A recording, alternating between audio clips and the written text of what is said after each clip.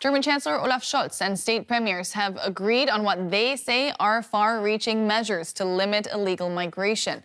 The federal states say they're overburdened, supplying housing, food, employment, and education for hundreds of thousands of migrants coming into the country. There are also fears that voter backlash on this issue could help far-right parties in regional elections later this year. Let's take a closer look now with our political correspondent, Simon Young. Simon, wide-reaching measures, they say. Walk us through them.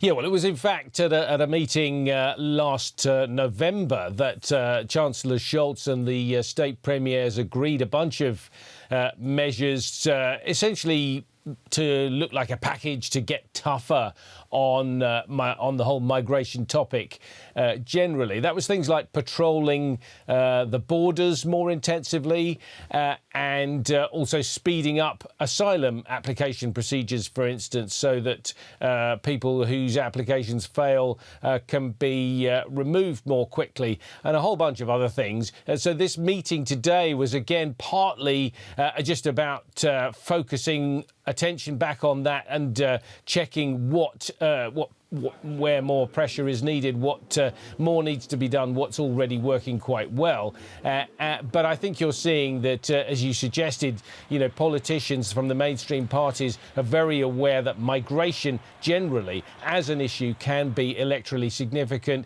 this year in some big state elections, next year in the national elections. And that's why you've got people like Olaf Scholz wanting to be seen talking about it and getting on top of it. But Simon, Germany is a big country. It's a wealthy country. Why is migration such an issue? Well, you've got an issue. It's an issue for local authorities, which are struggling to deal with the numbers of people. That's what they say. They've got a problem when it comes to housing, schools, public services. We've got a lot of people who've come in recent years.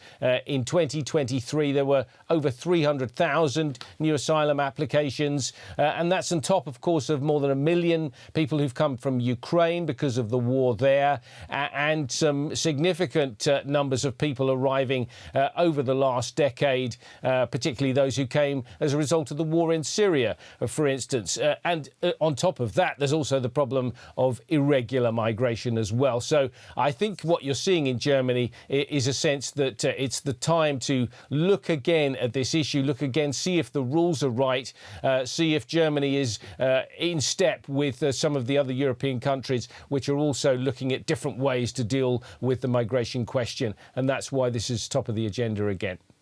Simon Young, DW's political correspondent here in Berlin. Thank you so much.